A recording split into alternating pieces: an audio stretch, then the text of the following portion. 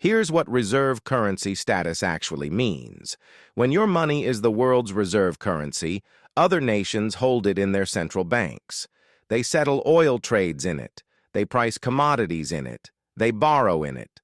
In 1900, 62% of global foreign exchange reserves were held in British pounds. By 1945, that number dropped to 25%. By 1970, it was 10%. The Spanish real dominated global trade from 1530 to 1640. Then it collapsed over 40 years. The Dutch guilder held reserve status from 1640 to 1720. Then war destroyed it in less than a generation. The British pound reigned from 1815 to 1920.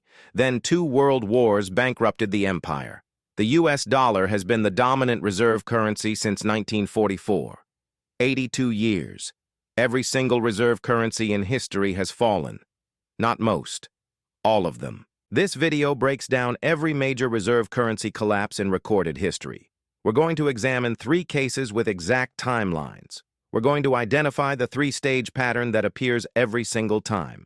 And we're going to look at where the dollar sits in that pattern right now. No speculation, just data. By the end, you'll understand why reserve currency transitions don't happen overnight, why they're invisible until they're not, and why the 10-year window after the tipping point determines everything. What can history teach us today? Let's investigate. Case 1. The Spanish Real. In 1492, Christopher Columbus sailed west and found gold. Lots of it. By 1530, Spanish silver from Potosi in modern-day Bolivia flooded Europe. The Spanish real became the world's first truly global currency. Here's the thing. Spain didn't earn that status through economic strength. They extracted it. Literally. Between 1500 and 1650, Spain shipped 16,000 tons of silver to Europe.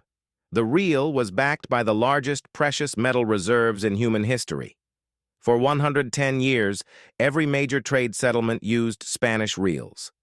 Amsterdam merchants used them. London bankers used them. Ming Dynasty China accepted them as payment for silk and porcelain.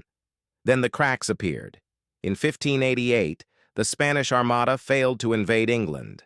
That military loss cost Spain 20,000 soldiers and 60 ships. But the real damage was financial. Spain had borrowed heavily to fund the invasion. When it failed, creditors panicked. In 1596, Spain declared bankruptcy for the second time in 40 years.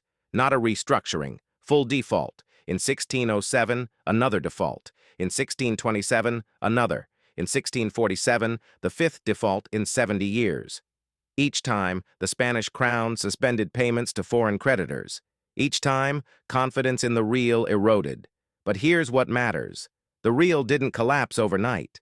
It took 40 years from the first default in 1607 to the point where Dutch merchants stopped accepting it in 1647. 40 years. During that time, Spanish citizens kept using reals. The government kept printing them. Foreign traders slowly, quietly, shifted to alternatives.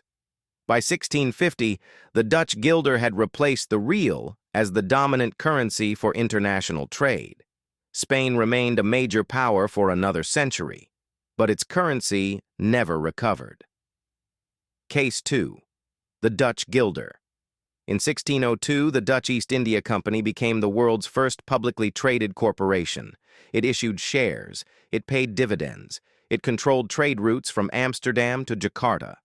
By 1650, the Dutch guilder was the currency of global commerce. Amsterdam was the financial capital of Europe. The Bank of Amsterdam, founded in 1609, held deposits from merchants across the continent. The guilder's dominance lasted 70 years. Then came war. In 1780, Britain declared war on the Dutch Republic. The Fourth Anglo-Dutch War lasted 4 years. Britain seized Dutch colonies in India, Ceylon, and the Caribbean. Dutch trade routes collapsed. But the war itself wasn't the problem. The debt was. By 1784, the Dutch Republic had borrowed so heavily to finance the war that public debt reached 300% of GDP, 3 times the size of the entire economy. The guilder's value dropped 25% between 1780 and 1790. In 1795, France invaded the Netherlands. The Dutch Republic fell. The guilder survived, but it was no longer the world's reserve currency. That status shifted to the British pound. Here's the pattern. The guilder didn't lose reserve status because of one bad year. It lost it because war forced unsustainable borrowing, and that debt destroyed confidence. The transition took 15 years from the start of the war in 1780 to full replacement by 1795. 15 years. Case 3. The British pound. This one matters most. In 1815, Britain defeated Napoleon at Waterloo. For the next 100 years, the British pound was the undisputed global reserve currency. By 1900, Britain controlled 25% of the world's land mass and 23% of its population. The pound was backed by the gold standard. 1 pound equaled 113 grains of pure gold. That peg held from 1821 to 1914. Then World War I started. In August 1914, Britain suspended the gold standard to print money for the war. Between 1914 and 1918, Britain borrowed $7.8 billion. That's roughly $1.3 trillion in today's money. By 1918, Britain owed the United States $4.7 billion. The debtor had become the creditor. In 1925, Britain returned to the gold standard at the pre-war rate. Big mistake. The pound was overvalued by 10%, which made British exports uncompetitive. Unemployment spiked. Deflation set in. In 1931, Britain abandoned the gold standard permanently. The pound lost 25% of its value overnight. But here's where it gets interesting. Even after leaving gold, the pound remained the dominant reserve currency. In 1937, 48% of global reserves were still held in pounds. The empire was shrinking, but the currency held on. Then came World War II. Between 1939 and 1945, Britain borrowed another $21 billion. By the end of the war, Britain's debt-to-GDP ratio hit 238%. The country was bankrupt. In 1945, Britain negotiated a $3.75 billion loan from the United States. The terms were brutal. Britain had to make sterling fully convertible to dollars within 1 year. That meant anyone holding pounds could exchange them for dollars at will. In 1947, Britain tried to honor that agreement. Within 5 weeks, the Bank of England lost $1 billion in reserves. They suspended convertibility immediately. The pound was dying. But it wasn't dead yet. In 1956 came the final blow. In July 1956, Egyptian President Gamal Abdel Nasser nationalized the Suez Canal. Britain and France invaded Egypt in October to retake it. The United States opposed the invasion and refused to support the pound. Within days, Britain was losing $50 million per day in foreign exchange reserves. The U.S. threatened to sell its sterling bonds unless Britain withdrew from Egypt. Britain withdrew. That moment, October 1956, was the tipping point. The world saw that Britain could no longer act independently without American approval. The pound's dominance was over. But the official transition took another 20 years. In 1967, Britain devalued the pound by 14%. In 1976, Britain went to the IMF for a $3.9 billion bailout. The conditions included spending cuts, tax increases, and limits on money printing. By 1980, the U.S. dollar held 67% of global reserves. The pound held 2%, from tipping point in 1956 to irrelevance in 1980. 24 years. Now let's talk about the pattern. Every reserve currency collapse follows 3 stages. I call them denial, inflation, and replacement. Stage 1. Denial. This is where the empire keeps borrowing as if nothing has changed. Spain did it after 1588. The Dutch did it after 1780. Britain did it after 1918. In every case, the government insisted the currency was sound. In every case, citizens believed them. In every case, foreign creditors quietly started diversifying. The denial phase lasts between 10 and 30 years. It's invisible to the public because daily life doesn't change. You still buy groceries in the same currency. You still get paid in the same currency. But behind the scenes, central banks are shifting reserves. Stage 2. Inflation. At some point, the empire prints too much money or borrows too much debt. Prices rise, the currency weakens. But it doesn't collapse, it just buys less. Spain saw this between 1600 and 1640. The Netherlands saw it between 1780 and 1795. Britain saw it between 1945 and 1967. Inflation is the signal that confidence is breaking.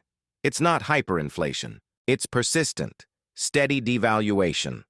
5% one year, 8% the next, 12% the year after. Stage 3. Replacement. This is the final phase. A new currency rises to take the old one's place. It doesn't happen through war or revolution. It happens through choice. Merchants choose to settle trades in the new currency. Central banks choose to hold reserves in it. Borrowers choose to issue debt in it. By the time the replacement is obvious, it's already done. Now let's talk about the dollar. In 1944, the Bretton Woods Agreement made the US dollar the world's reserve currency. 44 nations agreed to peg their currencies to the dollar, and the dollar was pegged to gold at $35 per ounce. That system lasted 27 years. In August 1971, President Richard Nixon ended dollar-gold convertibility. The peg broke, but the dollar didn't collapse. Instead, the U.S. negotiated a new arrangement. In 1973, the United States struck a deal with Saudi Arabia.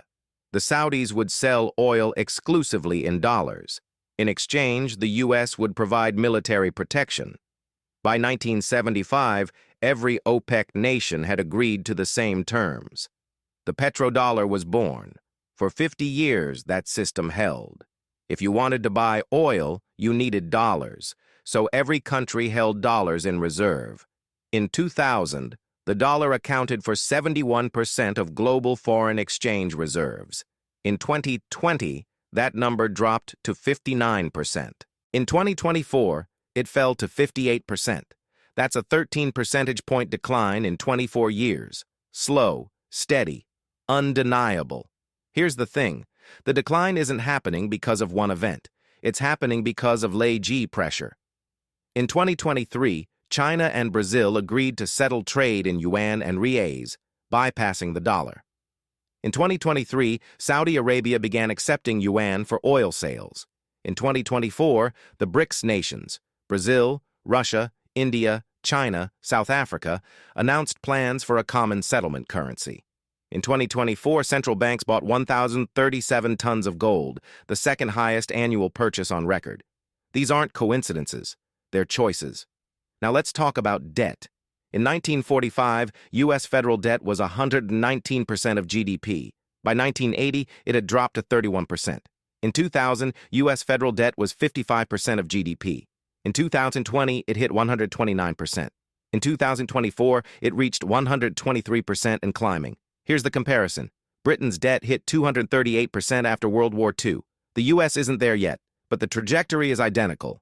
High debt forces a choice. Either cut spending and raise taxes, or print money and accept inflation. Britain chose inflation. So did Spain. So did the Dutch. Between 2020 and 2022, the U.S. Federal Reserve printed $4.8 trillion. That's 22% of the entire money supply created in 2 years. In 2022, U.S. inflation hit 9.1%, the highest rate since 1981. We're in stage 2. The denial phase lasted from 2000 to 2020. 20 years of slow reserve decline while Americans assumed dollar dominance was permanent. The inflation phase started in 2020. We're 4 years in. If the pattern holds, the replacement phase will begin sometime between 2030 and 2040. That doesn't mean the dollar disappears. It means it stops being the dominant global reserve. Just like the pound didn't disappear, it just became one currency among many. Here's what history shows. Reserve currency transitions don't happen in a single crisis. They happen across decades. They're invisible until they're not. And by the time the public realizes what's happening, the transition is already complete. Spain took 40 years. The Dutch took 15 years. Britain took 24 years. The dollar has been declining for 24 years. No reserve currency has lasted forever. Not one. not because of conspiracy or sabotage. Because empires overextend, borrow too much, and eventually lose the trust of their creditors. The question isn't whether the dollar will lose reserve status. The question is whether we're watching it happen right now. Every collapse has a story. Let's investigate. If this timeline concerns you, the next video breaks down what happens to ordinary people when a reserve currency transitions. We're talking about savings, mortgages, purchasing power, the stuff that actually matters. That video is already up. Go watch it. Watch.